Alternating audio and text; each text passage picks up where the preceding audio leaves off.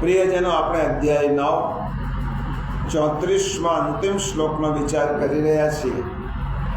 આ શ્લોકને આજે આપણે ભક્તિ માર્ગની રીતે એને વિરામ આપીશું. 34મો શ્લોક છે 9મો અધ્યાય.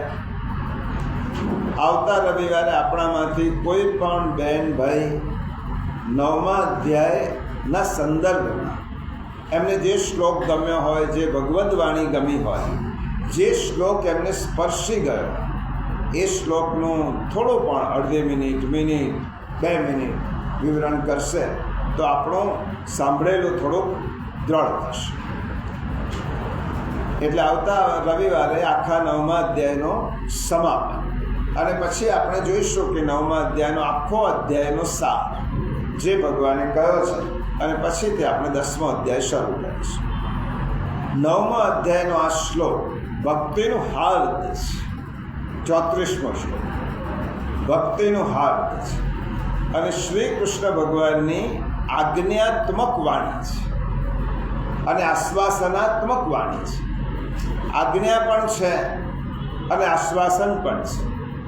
ભગવાને અહીંયા 2 વાત કહી છે, અને આ શ્લોકમાં જે સિદ્ધાંતો કયા છે એ સિદ્ધાંતોને પ્રધાન ગણીને શ્રી મહાપ્રભુજીએ પુષ્ટિ ભક્તિ માર્ગીય રીતે 16 ગ્રંથનો સિદ્ધાંત મુક્તાવલી ગ્રંથ પ્રગટ કર્યો છે. કારણ કે શ્રી મહાપ્રભુજી ગીતાને પ્રમાણ ગણતા. એમને એક વખત કહ્યું તો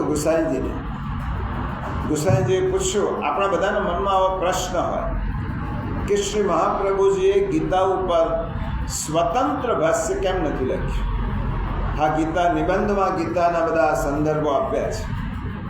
એટલે ગુસાઈજીએ પૂછ્યું પિતૃચરણ કે તમે શ્રીમદ ભગવદ્ ગીતા ઉપર તમારું સ્વતંત્ર ભાષ્ય, જો કે ભાષ્ય લખે તો જ આચાર્ય કહેવાય, બ્રહ્મસૂત્ર, શ્રીમદ ભાગવત, વેદ અને ગીતાનો ઉલ્લેખ મહાપ્રભુજીએ નિબંધમાં કર્યો છે.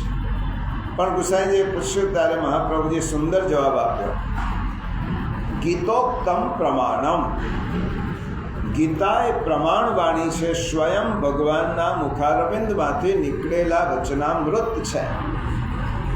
અને પ્રભુએ એટલા બધા સરળ રીતે કહ્યા છે કે એના ઉપરનું શું ભાષ્ય લખે? ભગવાનના વાક્યોને ભગવાન જ સમજાવતા હોય તો પછી બીજી કોઈ મહાપ્રભુજીએ કહ્યું હવે મારે તેના ઉપર વિવરણ કરવાની જરૂર નથી, કારણ કે ગીતોક્તમ પ્રમાણમ.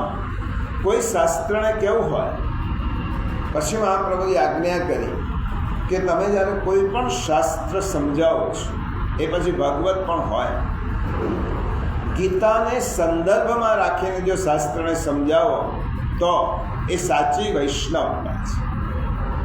તમે આપણે જે બોલીએ છીએ એને ગીતાનો કયું પ્રમાણ છે? કોઈ પણ વ્યક્તિ વિદ્વાન બોલતા હોય ત્યારે વિદ્વાનો પૂછે કે આમાં ભગવદ્ વાણીનું પ્રમાણ છે, તમારી વાતને ગીતાનો કયો સંદર્ભ તમે આપીને સમજાવો છો? એટલા માટે મહાપ્રભુએ ખૂબ સુંદર કહ્યું, ગીતોક્તમ પ્રમાણમ. ગીતા એ પ્રમાણ વાણી છે. એટલા માટે સિદ્ધાંત મુક્તાવલીનું 16 ગ્રંથ પૈકી આ સિદ્ધાંત મુક્તાવલી 16 ગ્રંથમાં આવતો ગ્રંથ એ શ્રી મહાપ્રભુજીએ શ્રીમદ ભગવદ્ ગીતાના આ શ્લોકના 3 સિદ્ધાંતો સ્પષ્ટ કર્યા છે. ભગવાને સૂત્રાત્મક ઉપદેશ આપ્યો અને મહાપ્રભુજીએ આખો ગ્રંથ આ 3 સિદ્ધાંતોને સમજાવ્યા છે, જે સિદ્ધાંતો ભગવાને ગીતામાં કહ્યા. એટલા માટે ગીતાનો 9મો અધ્યાય ભગવદ્ ગીતાનું હૃદય છે, તો સિદ્ધાંત મુક્તાવલી 16 ગ્રંથનું હૃદય છે. આ હૃદયને ઉપમા આપી છે. હવે જુઓ, સિદ્ધાંત મુક્તાવલીના પ્રથમ શ્લોકની પહેલાં આપણે ગીતાનો આ શ્લોકનું પારાયણ કરી લઈએ. 9મો અધ્યાય 34મો શ્લોક, અને પછી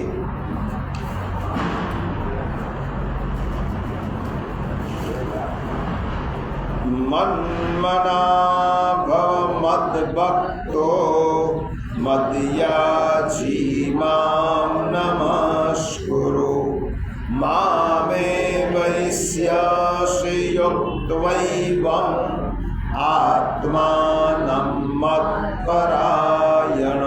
મારામાં મનને પરો, મારો ભક્તદ્વાન, મારું પૂજન કરનારો થા, મને પ્રણામ કર. આ રીતે આત્માને મારામાં પરોવીને મારે પરાયણ થયેલો તું મને જ પામીશ.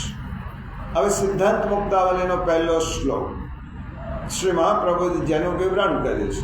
કૃષ્ણ સેવા સદા કાદ્યા માનસી સા પરામતા ચેતસ્તત પ્રવણમ સેવા તત્ સિદ્ધ્યૈ તનો વિદ્તજા. હવે આ શ્લોક અને શ્રીમદ ભગવદ્ ગીતાનો આ શ્લોક આપણે ભગવદ્ ગીતાનો મન મનાવો મદ ભક્તો અને કૃષ્ણ સેવા સદા કાદ્ય. એક વિભુની વાણી છે અને એક વલ્લભની વાણી છે. ગીતાનો શ્લોક વિભુ એટલે પરમાત્માની વાણી છે અને ભગવાનના વદનાવતાર વલ્લભ એમની વાણી સિદ્ધાંત મુક્તાવલી છે. એકમાં શ્રી કૃષ્ણ પરમાત્માએ પ્રભુએ સ્વયં સ્વમુખે આજ્ઞા કરી છે, મન મના ભવ મદ ભક્તો ભવ. અને બીજામાં શ્રી મહાપ્રભુજીએ જે શ્રી ઠાકોરજીનું હૃદય જાણે છે એમને આ બીજી આજ્ઞા પોતાના ગ્રંથમાં કરી છે. બંનેના ભાવ એક જ છે. આ બંને આજ્ઞામાં કોઈ ભેદ નથી, કારણ કે બંને આજ્ઞા કરનાર એક જ તત્વના અવતાર છે. એક કુરુક્ષેત્રના મેદાનમાં અર્જુનને ઉપદેશ આપનાર શ્રી કૃષ્ણ પરમાત્મા છે અને બીજા છે કલિયુગમાં ઠાકોરજી જે રૂપે ઉત્પન્ન થયા પુષ્ટિ ભક્તિ માર્ગનો પ્રચાર કરવા માટે તે શ્રી વલ્લભ છે. અને તેમનું સ્વરૂપ ગુસાઈજીએ સ્પષ્ટ કર્યું છે, વસ્તુતઃ કૃષ્ણ એવ. શ્રી ગુસાઈજીએ કહ્યું કે વલ્લભ કોણ? ત્યારે એમને એમનો પરિચય આપ્યો, વસ્તુતઃ કૃષ્ણ એવ. વસ્તુતઃ કૃષ્ણ જ છે. એટલે બંને વાતો કૃષ્ણએ જ કરી છે, એક પુષ્ટિમાર્ગીય પદ્ધતિથી અને એક સર્વસામાન્ય પદ્ધતિ. ગીતાના કૃષ્ણ સર્વોદ્ધારક છે અને પુષ્ટિમાર્ગના વલ્લભ દૈવોદ્ધારક છે. એક દૈવી જીવોનો ઉદ્ધાર કરવા માટેનું પ્રભુનું સ્વરૂપ છે અને એક સર્વનો ઉદ્ધાર કરવા માટેનું પ્રભુનું સાર્વજનિક સ્વરૂપ છે. હવે શ્રી વલ્લભે પુષ્ટિમાર્ગની પ્રથમ અને પાયાની આજ્ઞા શું કરી? કૃષ્ણ સેવા સદા કાદ્યા. આટલું સમજો. પહેલી આજ્ઞા કરી સિદ્ધાંત મુક્તાવલી, કૃષ્ણ સેવા સદા કાદ્યા. પ્રત્યેક શ્રી કૃષ્ણની સદા સેવા કરો, સદા સેવા કરવી જોઈએ. કૃષ્ણ સેવા, કૃષ્ણની સેવા કરવાની શ્રી મહાપ્રભુજી આજ્ઞા. હવે ગીતાના શ્લોકમાં ભગવાને શું કહ્યું? મહાપ્રભુજીએ તો ત્રીજો પુરુષ એક વચનમાં કહ્યું છે. અહીં ભગવાને કહ્યું, મન મના, તું મારામાં મન પરો, મારી સેવા કર, મારો ભક્ત થા, મને નમસ્કાર. જે ગીતાના કૃષ્ણ પ્રભુએ કહ્યું, મન મના, તું મારો ભક્ત થા. અને સિદ્ધાંત મુક્તાવલીમાં શ્રી વલ્લભે સ્પષ્ટ કર્યું, કૃષ્ણ સેવા સદા કાદ્યા. કૃષ્ણની સેવા કરો. સ્વયં શ્રી કૃષ્ણ આજ્ઞા કરે છે, મારામાં મન પર, મારો ભક્ત થા. તો શ્રી મહાપ્રભુજી કૃષ્ણ સેવા કરવાની જ આજ્ઞા કરે છે. સિદ્ધાંત મુક્તાવલીમાં પહેલી આજ્ઞા છે 8 અક્ષર, એ કૃષ્ણની સેવાની આજ્ઞા કરે છે. ગીતાજીમાં સ્વયં ભગવાને કહ્યું, તો મારી સેવા કર. એકમાં ગુરુ આજ્ઞા છે અને એકમાં ભગવદ આજ્ઞા છે. બંને આજ્ઞા જુઓ. મન મના ભવમદ ભક્તો મધ્યા જી મામ નમસ્કુર, ભગવદ આજ્ઞા છે. સિદ્ધાંત મુક્તાવલીમાં શ્રી મહાપ્રભુએ ગુરુ રૂપે આજ્ઞા કરી છે, કૃષ્ણ સેવા સદા કાદ્યા. કૃષ્ણની સદા સેવા કરવી જોઈએ. હવે કૃષ્ણ શબ્દ શા માટે શ્રી મહાપ્રભુએ વાપર્યો? ભગવાન માટે તો કેટલાય શબ્દો છે, પરંતુ ગુસાઈજી કહે છે કૃષ્ણ શબ્દ શ્રી મહાપ્રભુજીને બહુ જ પ્રિય. ઠાકોરજીના ઘણા શબ્દો પૈકી કૃષ્ણ શબ્દ ભગવાન ઠાકોર મહાપ્રભુજીને ખૂબ પ્રિય હતી. હવે આ કૃષ્ણ કોણ? મહાપ્રભુજીએ પણ પરિચય આપ્યો છે. કૃષ્ણ કોણ? એમને એમ કહ્યું, બ્રહ્મેતિ પરમાત્મેતિ ભગવાન ઇતિ ઉચ્યતે. જેના માટે 3 ગ્રંથોમાં 3 શબ્દો વપરાયા છે. બ્રહ્મેતિ બ્રહ્મ, પરમાત્મેતિ પરમાત્મા, અને ભગવાન શબ્દ ઇતિ ઉચ્યતે અને ભગવાન. ઉપનિષદમાં જેમના માટે બ્રહ્મ શબ્દ વપરાયો છે, જીવો બ્રહ્મૈવ ના પરમ, ઉપનિષદમાં પરમાત્મા માટે બ્રહ્મ શબ્દ, ભાગવતમાં ભગવાન શબ્દ, ભાગવતમાં જેના માટે પ્રયોગ આવ્યો છે ભગવાન, અને ગીતામાં પરમાત્મા. ગીતામાં ભગવાન માટે કયો શબ્દ વપરાયો છે? પરમાત્મા. અને શ્રી મહાપ્રભુજીએ પછી લખ્યું બ્રહ્મેતિ પરમાત્મેતિ ભગવાન શબ્દ ઇતિ ઉચ્યતે. આ કોના માટે વપરાયો છે? ત્યારે કહું કૃષ્ણ માટે. આ 3 શબ્દો ઉપનિષદમાં, ભાગવતમાં અને ગીતામાં કૃષ્ણ માટે પ્રયોજાયેલા શબ્દો છે. જે કૃષ્ણ તે જ બ્રહ્મ, જે કૃષ્ણ તે જ ભગવાન, અને જે કૃષ્ણ તે જ પરમાત્મા. ગીતામાં પરમાત્મા, ભાગવતમાં ભગવાન, વેદમાં બ્રહ્મ અને 16 ગ્રંથમાં કૃષ્ણ. એ કૃષ્ણ.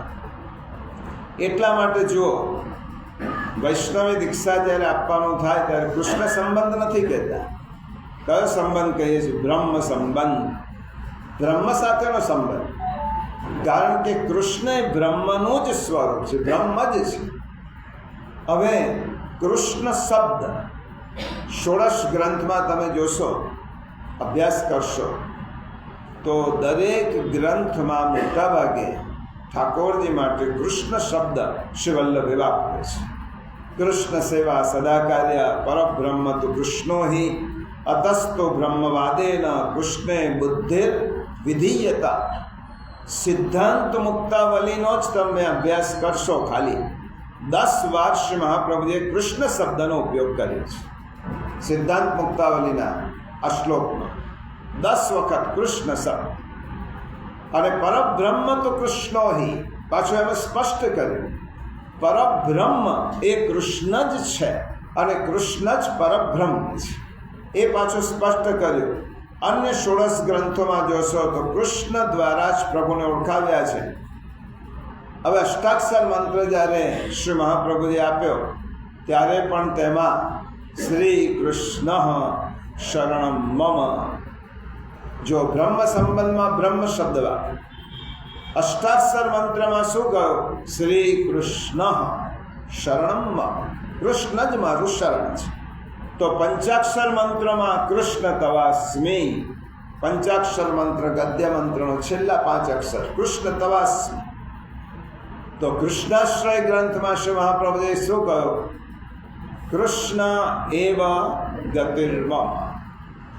કૃષ્ણાશ્રય ગ્રંથમાં પછી કૃષ્ણને 9 શ્લોકોમાં કૃષ્ણ એવ ગતિર્મમ. અનેક ગ્રંથમાં અંતઃકરણ પ્રબોધમાં તો શ્રી મહાપ્રભુજીએ સ્પષ્ટ કર્યું શ્રી કૃષ્ણદાસસ્ય વલ્લભસ્ય હિતમ વચ. હું શ્રી કૃષ્ણનો દાસ છું અને વલ્લભ તરીકે પ્રગટ થયો છું. આ એમને પોતાનું સ્વરૂપ લૌકિક રીતે પ્રગટ કર્યું. હજી બાકી રહી જતું હતું તો મહાપ્રભુજીને હજી સંતોષ ન થયો, અને હનુમાન ઘાટ ઉપર ગંગાજીના તટે જ્યારે પોતાના સેવક સમુદાયને અને પોતાના વંશમાં જન્મેલાને શિક્ષા શ્લોકો કહેવાના હતા, ત્યારે કહ્યું શિક્ષા શ્લોકમાં પણ શ્રી મહાપ્રભુજીને કહ્યું ન લૌકિક પ્રભો કૃષ્ણો મનુ તે નૈવ લૌકિક. કૃષ્ણ લૌકિક નથી, એને લૌકિક ન માનશો. અને લૌકિક માની લેશો કૃષ્ણને તો કાલના પ્રવાહમાં તમે તણાઈ જશો. એટલે છેલ્લે પણ કૃષ્ણ કહ્યું. આમ શ્રી મહાપ્રભુજી ના મતે શ્રી કૃષ્ણ એટલે જ પૂર્ણાનંદ, શ્રી કૃષ્ણ એટલે જ કૃપાનંદ, શ્રી કૃષ્ણ એટલે જ રસાનંદ, શ્રી કૃષ્ણ એટલે જ સેવ્ય. કૃષ્ણ સેવા સદા કાર્ય, કૃષ્ણ જ સેવ્ય. જે આ ગીતાના શ્લોકમાં ભગવાને કહ્યું મન મના ભવ મદ ભક્તો, તું મારી સેવા કર, મને પ્રણામ કર, મને નમસ્કાર. કયા કૃષ્ણ? એ ભાગવતના કૃષ્ણ, એ શ્રીમદ ભગવદ્ ગીતાના કૃષ્ણ, એ ષોડશ ગ્રંથના કૃષ્ણ. ક્યારેય પણ કૃષ્ણના વ્યક્તિત્વમાં શ્રી મહાપ્રભુજીએ ભેદ કર્યો નથી અને તે સ્પષ્ટ કરી દીધું તેમને મંગલાચરણમાં. પંચધા હૃદયમાં, પાંચે પ્રકારથી શ્રી કૃષ્ણ મારા હૃદયમાં બિરાજમાન થાવ. જે ગોકુલના કૃષ્ણ, વૃંદાવનના કૃષ્ણ, મથુરાના કૃષ્ણ, કુરુક્ષેત્રના કૃષ્ણ, દ્વારિકાના કૃષ્ણ, આ પાંચે પ્રકારે જેમણે જુદી જુદી લીલાઓ કરી છે તે કૃષ્ણ પંચધા મારા હૃદયમાં બિરાજમાન થાવ. જેને ગીતા પરમાત્મા કહે છે, ભાગવત ભગવાન કહે છે અને ઉપનિષદ બ્રહ્મ કહે છે, એ કૃષ્ણ. માટે સિદ્ધાંત મુક્તાવલીમાં શ્રી મહાપ્રભુએ શું કહ્યું? માનસી સા પરામતા. જો આ પહેલી માનસી સા, કૃષ્ણ સેવા સદા કાર્ય, માનસી સા પરામતા. હવે ભગવાને ગીતામાં શું કહ્યું? મન મના ભવ. પહેલું જ કહ્યું તો તારું મન મને આ. માનસી સેવા ક્યારે થાય? મન ભગવાનને આપીએ ત્યારે. માનસી સા પરામતા. વલ્લભે એમ કહ્યું કે માનસી સેવા જ ફલાત્મિકા છે. અને શ્રીમદ ઠાકોરજીએ કહ્યું તો મન આ. મનથી થતી સેવાને ગીતાજીએ મહત્વની ગણાવી છે. મન વગર થતી કોઈ પણ સેવાને મહત્વ આપ્યું નથી, ગીતામાં પણ નહીં અને શ્રી મહાપ્રભુજીએ પણ. એટલા માટે કહું વલ્લભે માનસી સા પરામતા. માનસી સેવાને ફળ સ્વરૂપા સેવા કહે છે. માનસી સેવા ફળ સ્વરૂપ. તમે ગમે એટલી સામગ્રી હશે, ગમે એટલા શૃંગાર હશે, આભૂષણ હશે, પણ મન જો તમે ભગવાનને ન આપ્યો તો મહાપ્રભુજી અને ગીતા એમ કહે છે તમારી સેવા પૂર્ણ નથી, અધૂરી છે. કારણ કે મન વગર કરેલી સેવા એ અધૂરી છે. પછી બીજા શ્લોકમાં ભગવાને જે આપણે શીખી ગયા છે, આ શ્લોકમાં ભગવાને બીજી આજ્ઞા કરી, મદ્યાજી મામ. જો પહેલો તો શીખી ગયા ચરણ, મદ્યાજી મામ, મારું પૂજન કરનારો થા, મારી સેવા કરનારો થા. મધ્યાજી મામનો અર્થ શું થાય? તો મારું પૂજન કર, મારી સેવા કર, મારું અર્ચન. ભગવાનની બીજી આજ્ઞા છે, માનસી મારી સેવા કરનારો થા. માનસી સેવા ભાવાત્મક છે. પણ કોઈ એમ કે અમે તો પ્રભુ માટે સામગ્રી કે કશું નહીં લાવીએ, માત્ર માનસી જ સેવા કરીશું, તો શક્ય છે? આ ફળ સ્વરૂપ છે. એકવાર ગુસાઈજીનો એક સેવક કંજૂસ હતો અને ગુસાઈજી પાસે ગયો, બ્રહ્મ સંબંધીલા. ગુસાઈજી આજ્ઞા કરી તું સેવા કર ઠાકોર. મને સમય એટલો નહીં મળે, શું કરું? સામગ્રી નહીં લાવી શકું, આ નહીં કરી શકું. ત્યારે ગુસાઈજીએ કહું તું સામગ્રી ભરે ન લાવતો, ન લાવી શકે, કશું જ ન કરે. આ તો ગુસાઈજી પેલા વૈષ્ણવને કરેલી સ્વતંત્ર આજ્ઞા છે, આપણને કરેલી નથી. તું સામગ્રી કશું નહીં લાવે, ચાલશે, તું ખાલી આસન પર બેસ, આંખો બંધ કર અને મનમાં પ્રભુને પધરાવ. સિંહાસન તારે બનાવવાનું નથી સોના, તારે મનમાં નક્કી કરવાનું સોનાનું સિંહાસન છે, પ્રભુ પધાર્યા છે, હું એમને સ્નાન કરાવું છું, શૃંગાર ધરું છું, વસ્ત્રાભૂષણ કરું છું, ઠાકોરજીને ભોગ ધર્યો. આમાં કશું કરવાનું નહીં, તારે આંખો બંધ કરીને ભાવના જ કરવાની, કશું જ નહીં કરવાનું. તો આ સારું, જ્યાં પૈસો જ ખર્ચવાનો ન હોય તો એ ઉત્તમ કહેવાય. આ મને ગમશે. હું આસન પર બેસીશ અને આંખો બંધ કરીને જો ભગવાનને બોલાવવાના હોય તો પછી વાંધો નથી. એને તો શરૂ કરી, આસન પર બેસે, આંખો બંધ કરીને ઠાકોરજીને પધરાવે. સોનાનું સિંહાસન છે, કટોરી છે સોનાની, આમ કરીને પ્રભુને જુદા જુદા લાડ લડા. એકવાર કંજૂસ હતો ને, એટલે એકવાર ઠાકોરજીને દૂધની કટોરી થઈ. હવે એક કટોરીમાં સાકર પધરાવવાની મિશ્રી પધરાવતા થોડીક વધારે થઈ ગઈ, એટલે એને પાછું કાઢવાનો અભિનય કર્યો. જેવો આમ હજી વાડકીએ નહોતી, દૂધે નહોતું ને મિશ્રીએ નહોતું, માત્ર આંખો બંધ કરીને પેલી જાણે કટોરીમાંથી વધારે પડેલી મિશ્રી કાઢવા જાય છે, ત્યાં જ પ્રભુએ તેનો હાથ પકડ્યો. કંજોસ, આમાં કશું જ આપવાનું નથી, પછી શું કાઢવા જાય? અને ત્યાં જ પેલાની આંખો ઉતરી ગઈ. પ્રભુ, મારી માનસી સેવા પણ તમે અંગીકાર કરો છો, મેં કશું જ નથી આપ્યું. પછી તેનામાં પરિવર્તન આપ્યું. એટલા માટે માનસી સીધી ન થાય, પરંતુ એટલે ગીતાજીમાં કહ્યું અને મહાપ્રભુએ કહ્યું, મદ્યા જી માં, તો મારી સેવા કર. માનસી ભાવાત્મક છે, પણ સેવાની શરૂઆત ક્રિયાત્મક હોય. ક્રિયાથી સેવાની શરૂઆત. તમે ક્રિયા વગર સેવા ન કરી શકો, એટલે ક્રિયાત્મક હોય, સીધી ભાવાત્મક સેવા ન થાય. એટલે ક્રિયાત્મક કરવા માટે શું જોઈએ? દ્રવ્ય જોઈએ, સામગ્રી જોઈએ. ભગવાન માટે બજારમાં જઈને કોઈ આભૂષણ છે, શૃંગાર છે, સામગ્રી છે, આ બધું લાવવું પડે. સાજ છે, સામગ્રી છે, શૃંગાર છે, એના માટે દ્રવ્ય ખર્ચવું પડે, દ્રવ્યનો વિનિયોગ કરવો પડે. એને શ્રી મહાપ્રભુએ શું કહ્યું? વિત્તજા સેવા.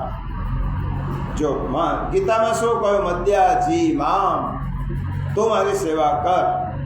હવે સેવાને ક્રિયાત્મક કરવી હોય તો તમારી પાસે રહેલું દ્રવ્ય તમે ખર્ચો, અને પ્રભુને લાલ લડાવવા માટે જે પણ કંઈ લાવો તો દ્રવ્યનો ઉપયોગ કરવો પડે. એને શ્રી વલ્લભે કહ્યું, વિત્તજા સેવા. મારું વિત્ત, મારું દ્રવ્ય ભગવાનના સુખાર્થે વપરાયું છે.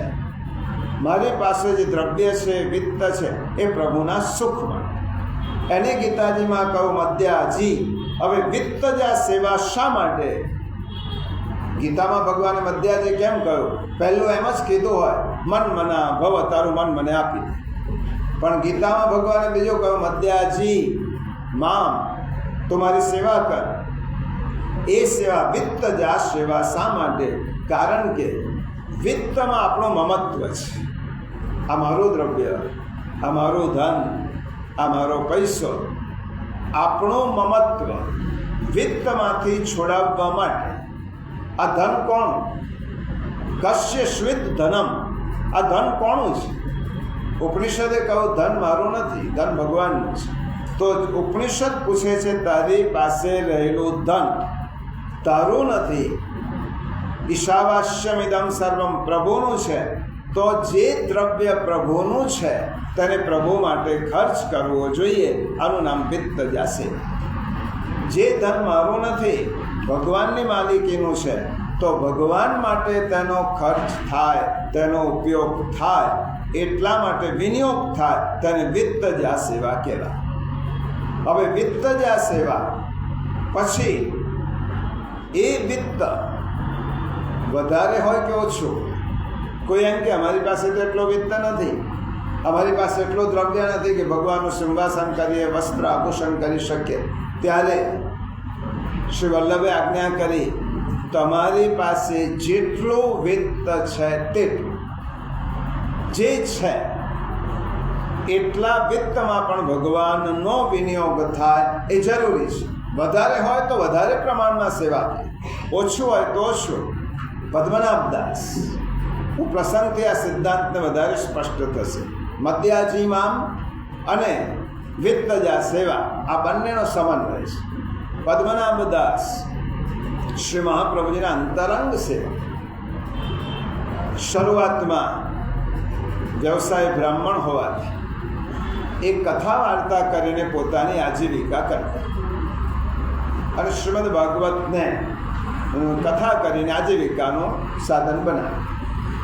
પહેલો પરિચય મહાપ્રભુજીનો થયો એટલે મહાપ્રભુજી આજ્ઞા કરી, શ્રીમદ ભાગવત એ ઠાકોરજીનું સ્વરૂપ છે, અને ઠાકોરજીને વેચીને આપણે પોતાની આજીવિકા ન ચલાવી. પદ્મનાભદાસજીને મનમાં વાત ઉતરી ગઈ, આપની આજ્ઞા છે આપનો શિષ્ય સેવક થયો છું, હવે હું છોડી દઉં છું. પુરાણ કથા વાંચવાનું છોડી દીધું, જે આજીવિકાનું સાધન હતું.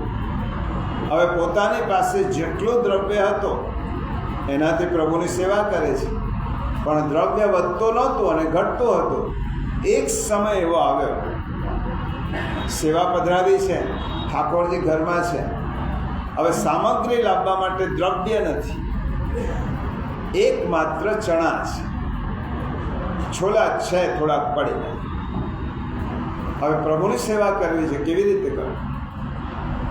ઠાકોરજીને પધરાવ્યા, સામગ્રી બીજી કોઈ નથી, એકલા છોલા છે, 4 દોના મૂક્યા, એમાં 4 દાણા છોલાના પધરાવ્યા. પ્રભુ અને બાસુંદી સમજજો, બીજામાં પ્રભુ અને માનભોગ મોહનથાળ સમજજો, ત્રીજામાં કહું પ્રભુ અને જલેબી સમજજો. આ બધું મેં ધર્યું છે.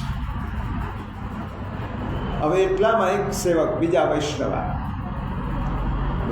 જોયો કે પદ્મનાભ દાસજીની સેવામાં અને કે ઠાકોરજીને ધરવા માટે માત્ર છોલા છે. એમને જઈને શ્રી વલ્લભ મહાપ્રભુજીને કહ્યું કે આપના સેવકને આટલી બધી દ્રવ્યનો સંકોચ છે કે પ્રભુની સેવા કરવા માટે એમની પાસે દ્રવ્ય પણ પૂરતું નથી. શ્રી મહાપ્રભુજીને થયું કે મારી આજ્ઞા પ્રમાણે જીવન જીવે છે, ભગવત સેવા માટે દ્રવ્ય નથી, એક ગાડો ભરીને સામગ્રી તૈયાર. અને સેવકને આજ્ઞા કરી કે હમણાં જ તમે પદ્મનાભ દાસજીને ત્યાં મોકલી આપો. ગાડું ભરીને સામગ્રી આવી. પદ્મનાભ દાસજીએ પૂછ્યું પેલા સેવકને કે આ શું છે, આ સામગ્રી કોને મોકલી છે? તો શ્રી મહાપ્રભુજીએ મોકલી છે. સામગ્રીને જોયા વગર સીધા ઠાકોરજી પાસે ગયા. પદ્મનાભ દાસ પ્રભુની પાસે બેસીને પ્રભુને નિવેદન કર્યું, પ્રભુ મારી ઘેર જો છોલા ખાવાનું ન ફાવતું હોય તો હું તમને મહાપ્રભુને ત્યાં પધરાવી દઉં છું. હું ગુરુનું દ્રવ્ય કેવી રીતે લઉં અને તમારી સેવા કરું? આ ગુરુના દ્રવ્યથી મને સેવા ન થાય. મારી ઘેર તમને રૂચતું ન હોય તો હમણાં જ તમને હું પધરાવી આવું મહાપ્રભુજીની પાસે. ઠાકોરજી પદ્મનાભ દાસજીને કહેવા લાગ્યા, હે પદ્મનાભ, તારા છોલામાં મને બધો જ સ્વાદ આવે છે. તો માનભોગનો સ્વાદ આવે છે, બાસુંદીનો, જલેબીનો. મારે કોઈ જગ્યાએ જવું નથી, તારી પાસે જે છે તેનાથી તું મારી સેવા કર. તો આપણી પાસે રહેલા દ્રવ્યથી પ્રભુની સેવા કરવી, તેનાથી ધનમાં રહેલી આપણી મમતા દૂર થાય છે. આ ધન મારું નથી, પ્રભુનું છે, પ્રભુ માટે છે. તો ધનમાં રહેલી મમતા દૂર થાય. આ ધન મારું નથી, પ્રભુ માટે વાપરવાનું છે. એટલે માનસી સેવા પહેલાં વિત્તજા સેવા કરવી જોઈએ. વિત્તજા એટલે દ્રવ્ય પ્રભુ માટે વિનિયોગ કરવા. એને ગીતામાં કહ્યું, મદ્યા જી તમારી સેવા કર. હવે આપણે એમ થાય કે મારી પાસે વિત્ત છે, દ્રવ્ય છે, પણ એટલું બધું દ્રવ્ય નથી કે હું પ્રભુની એટલી સારી સેવા કરી શકું, પ્રભુ માટે પૈસા ખર્ચી શકું. એ તો છે, થોડા પણ વિત્ત ખર્ચી શકો, પણ મારી પાસે સેવાનો સમય નથી. તો હું બીજાને વિત્ત આપી દઉં, એક માણસ ભાડે રાખી દઉં, એને કહું કે આટલું દ્રવ્ય છે, આ ઠાકોરજી છે, તને જે જોઈશે તો હું લઈ આપીશ, તો સેવા કર. તો ચાલે કે ના ચાલે? જો આ બીજો પ્રકાર, આપણી પાસે દ્રવ્ય પ્રભુ માટે વાપરવું છે, પરંતુ મારી પાસે એટલો સમય નથી, હું વ્યસ્ત છું ધંધામાં બધામાં, એટલો સમય નથી. તો હું કોઈ પગારદાર માણસને રાખી દઉં સેવા કરવા માટે અને કહું કે તો હું આટલો પગાર આપીશ તારે સેવા કરવાની. આ ચાલે કે ના ચાલે? ત્યારે શ્રી મહાપ્રભુજી કહે છે, આ ના ચાલે. ગીતામાં પણ કહ્યું, મદ્યાજી મામ, તું મારી સેવા. અને શ્રી વલ્લભે કહ્યું, આ ન ચાલે. ગીતામાં પણ કહ્યું, શ્રી મહાપ્રભુજી કહ્યું, બીજાને દ્રવ્ય આપીને કરાવેલી સેવા. બીજાને દ્રવ્ય આપીને કરાવેલી સેવા કે પોતે દ્રવ્ય લઈને કરેલી સેવા. પોતે બીજાનું દ્રવ્ય લઈને કરેલી સેવા એ સેવા ન કહેવાય. એ ક્યારે પણ સેવા ન કહેવાય. હું બીજાને પૈસા આપીને સેવા કરાવું એ ન કહેવાય. બીજાના પૈસા લઈને સેવા કરો તો એ પણ સેવા ન કહેવાય. તો ઘેરે આપણે આપણા બાળકને વાલ કરવા માટે કોઈ બીજાને બોલાવીએ છીએ, પત્નીને પ્રેમ કરવા માટે બીજાને બોલાવીએ છીએ. તો પત્નીને પ્રેમ કરવો જાતે જ પ્રેમ કરવો પડે, પોતાના બાળકને બાલ જાતે જ કરવો પડે. એવી રીતે ઠાકોરજીની સેવા પણ પોતે જ કરવી પડે, બીજા દ્વારા નહીં. વિત્તની સેવાની વાત એ આવી છે એટલે બીજાને દ્રવ્ય આપીને સેવા કરાવવી પણ ન ચાલે અને દ્રવ્ય લઈને સેવા કરવાની પણ ન ચાલે. એટલા માટે તનુજા સેવા આવી. શરીર કોનું છે? શરીર ભગવાનનું છે. તો એ શરીર ભગવાન માટે વાપરો. આ શરીર મારું નથી, શરીર પ્રભુનું છે. જેવી રીતે ધન પ્રભુનું છે એવી રીતે શરીર પણ પ્રભુનું છે. તો આ શરીર જ્યારે પ્રભુની સંપત્તિ છે તો પ્રભુ માટે કેટલું વાપર્યું, એને તનુજા સેવા. વિત્તજા અને તનુજા, વિત્ત સેવાની વાત નીકળી છે ત્યારે એક સિદ્ધાંત સમજી લઈએ. હરિરાય ચરણ આજ્ઞા કરે છે, ઘરમાં સેવા કરતા એક વાતનો ખાસ ધ્યાન રાખ. શિક્ષાપત્રમાં શ્રી હરિરાય મહાપ્રભુએ કહ્યું છે, એક વાતનો ખાસ ધ્યાન રાખો, આપણા ઘરમાં જે દ્રવ્ય આવે છે એ ક્યાંથી આવે છે? આપણા ઘરમાં આવતો દ્રવ્ય કેવી રીતે આવે છે? કોઈ આપણી નબળી પરિસ્થિતિ જોઈને દયા બતાવીને આપણા ઘરમાં દાન કરી ગયા હોય તો એનાથી સેવા થાય? શ્રી હરિરાય ચરણ કહે છે, ન થાય. મારા પ્રભુને એ દ્રવ્યથી ઠાકોરજીની સેવા ન થાય.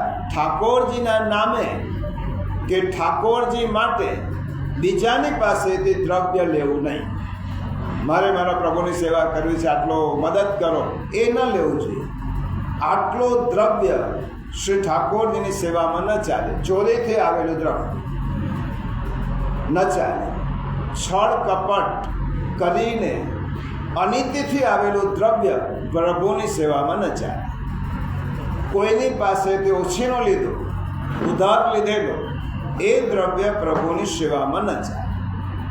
તો કેવા દ્રવ્યથી પ્રભુની સેવા થાય? મધ્યાજી તો મારી સેવા કર. શ્રી મહાપ્રભુએ કહું સેવા કરવાની છે તો કેવા દ્રવ્યથી? અકૃત્વા પરસંતાપમ, બીજાને સંતાપ આપ્યા વગર. અગત્વા ખલમંદિરમ, દુષ્ટ માણસની સહાય લીધા વિના.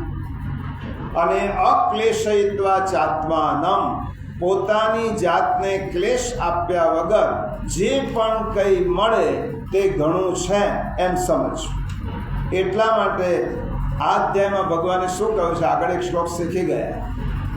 આ બધું જ સાચવ્યા પછી તારી પાસે કશું જ ન હોય તો પત્રમ પુષ્પમ ફલમ તોયમ યો મે ભક્ત્યા પ્રયચ્છતિ, તો પત્ર આપીશ, પાંદડું આપીશ, પુષ્પ આપીશ, ફળ આપીશ કે પાણી આપીશ, હું પ્રસન્ન રહીશ. પરંતુ આવી રીતનું ધન મને ન ચાલે.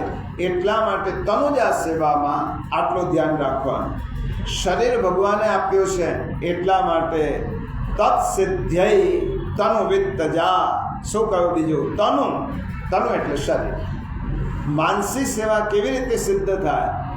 શારીરિક અને આર્થિક રીતે ભગવાન માટે હું કેટલો ઘસાયો છું, શરીર કેટલું વાપર્યું, કેટલો ઘસાયો. અને એટલા માટે ગીતામાં શું કહ્યું? મામ નમસ્કુર. જો મામ મને નમસ્કાર કર. નમસ્કાર કરવાનું એટલે તનુજા સેવા. મધ્યાજી મામ એટલે વિત્તજા સેવા. અને મન મનાભવ એટલે માનસી સેવા. જે શ્રી મહાપ્રભુએ સ્પષ્ટ કર્યું, મામ નમસ્કુરો, તારું શરીર મને અર્પણ કર. કારણ કે જેમ ધન મારું છે તેમ શરીર પણ મારું જ છે, મેં તને આપેલું છે. ક્ષેત્ર 13મા અધ્યાયમાં ભગવાન કહેવાના છે, આ શરીરનો માલિક હું છું, મેં તને આપ્યો છે. આ શરીર ખેતર છે અને ખેતરનો માલિક હું છું, મેં તને ભાડે પટ્ટે આપેલું છે. અને ખેતરમાં શું વાવવું એ જેને ભાડે આપ્યો છે એને નક્કી નહીં કરવાનું, જે માલિક હોય એને નક્કી કરવું કે આ ખેતરમાં કયું વાવેતર કરવું જોઈએ. એટલા માટે આપેલો દેહ પણ મારો નથી, તો જે દેહ જેનો છે તેના માટે વાપરવો. એટલે ભગવાને કહું મામ નમસ્કુરુ. તો તનુજા સેવાથી શું થશે? મારો જે હું છે, અહંકાર છે, એ ઓગળી જશે. પુરુષોત્તમદાસ શેઠ કાશીના બહુ મોટા ધનાઢ્ય, એ જ્યારે કૂવા ઉપર પાણી ભરવા જાય ત્યારે માથા ઉપર ઘડો મૂકીને જાય, ગાગર મૂકીને જાય. જેના હજારો એના સેવકો હોય, પરંતુ મારે મારા પ્રભુ માટે મારું શરીર ખસાવવું છે. તનુજા સેવા આપણો અહંકાર દૂર થાય. તમે જ્યારે ઘરમાં ઠાકોરજીની બુહારી એટલે તમે કચરો પાડો છો, ગમે એટલા મોટા હોય, પણ ઠાકોરજીની સેવા હું કરીશ, કારણ કે મારા અહંકારને નમાવવા માટે એક જ જગ્યા છે, ઠાકોરજીનો નંદા. અહંકાર બીજો અગળતો નથી. એટલા માટે અહંકાર દૂર કરવા માટે તનુજા અને મમતા દૂર કરવા માટે વિત્તજા.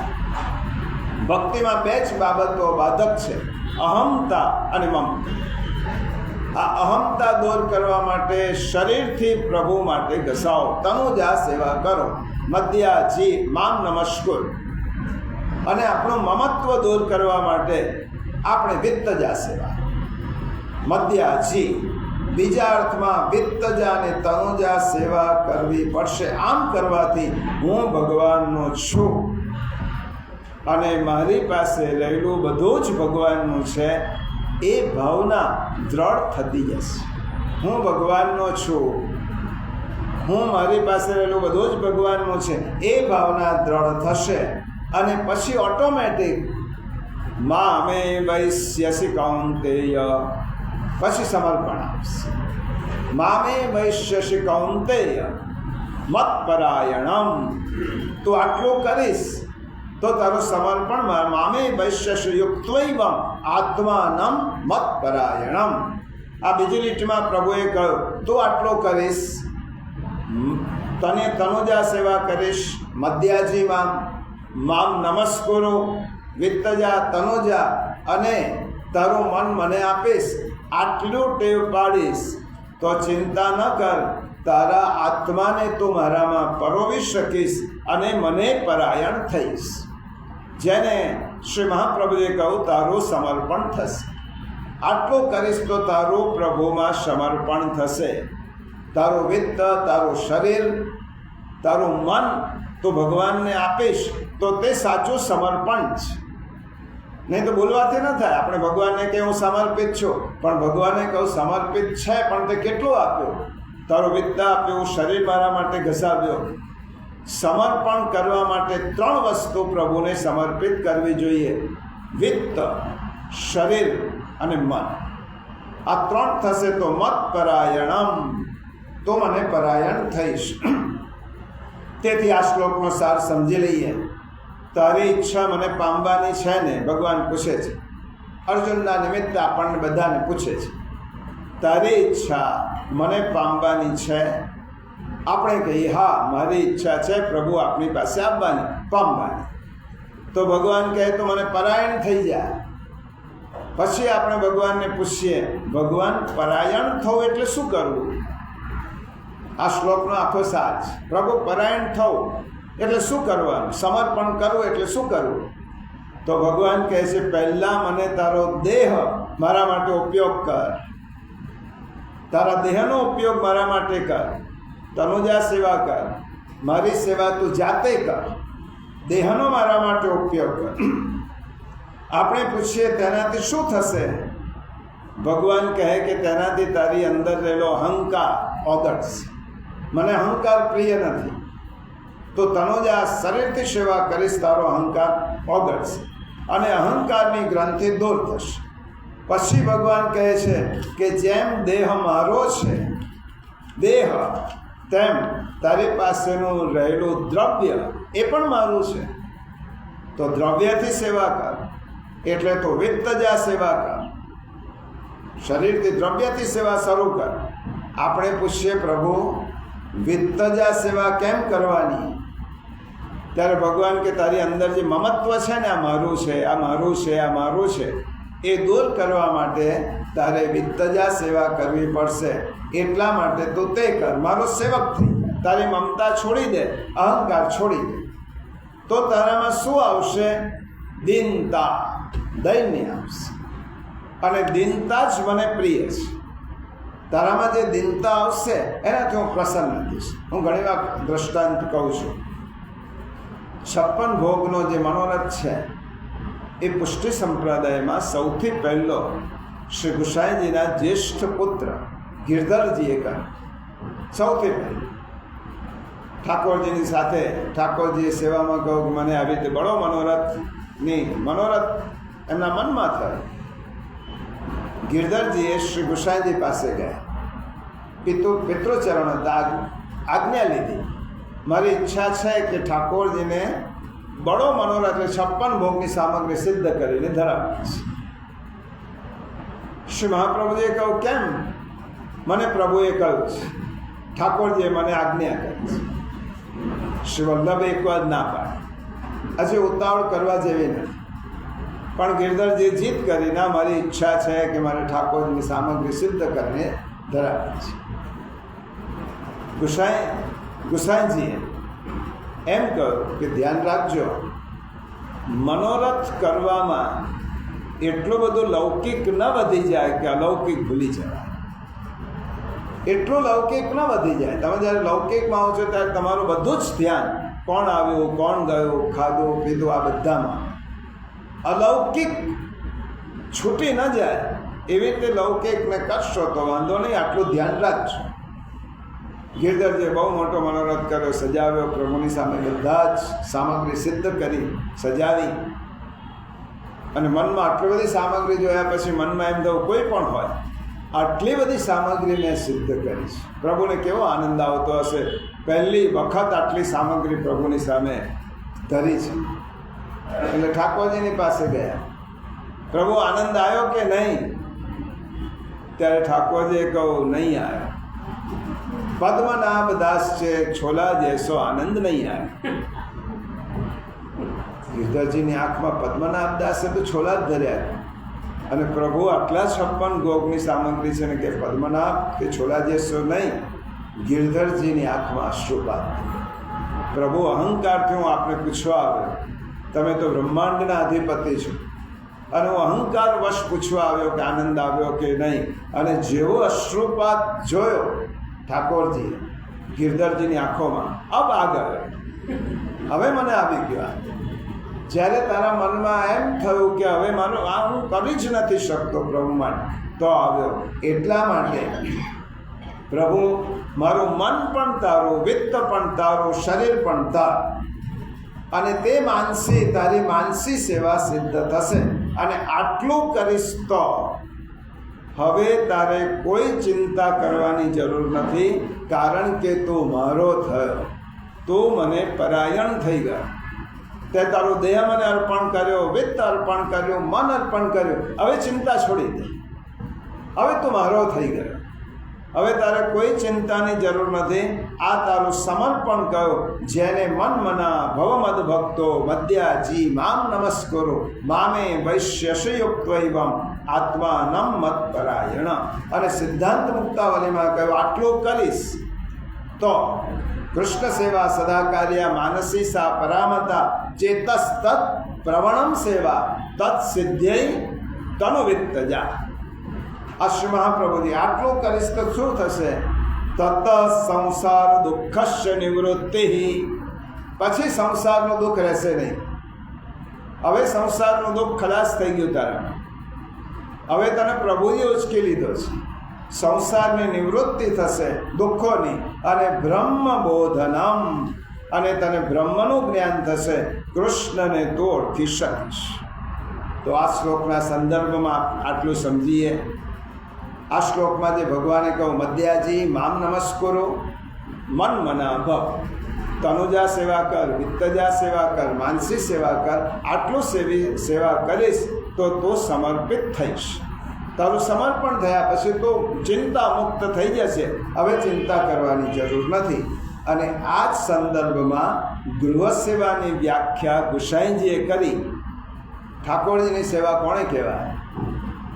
ત્યારે ગુસાઈજીએ બહુ સ્પષ્ટ કહ્યું, પોતાના ઘરમાં, બહાર નહીં, પોતાના ઘરમાં પોતાના શરીરથી, પોતાના જ દ્રવ્યથી, પોતાના ઘરમાં બિરાજતા પોતાના પ્રભુની સેવા પોતાના પરિવાર સાથે પ્રેમથી કરવી એનું નામ સેવા. પોતાના જ ઘરમાં પોતાના જ દ્રવ્યથી પોતાના શરીરથી પોતાના ઘરમાં બિરાજતા ઠાકોરજીની સેવા પોતાના પરિવાર સાથે કરવી પ્રેમથી કરવી એનું નામ સેવા. અને ભગવાન આ શ્લોકમાં એમ કહે છે મન મના ભવ મદ ભક્તો મધ્યાજી મામ નમસ્તુરુ મામે વૈશ્યસી યુક્તવૈવમ આત્માનમ મત્પરાયણ. તો મને સમર્પિત. બહુ સુંદર વાત કરી છે. 9મો અધ્યાય એટલે અદ્ભુત અધ્યાય છે.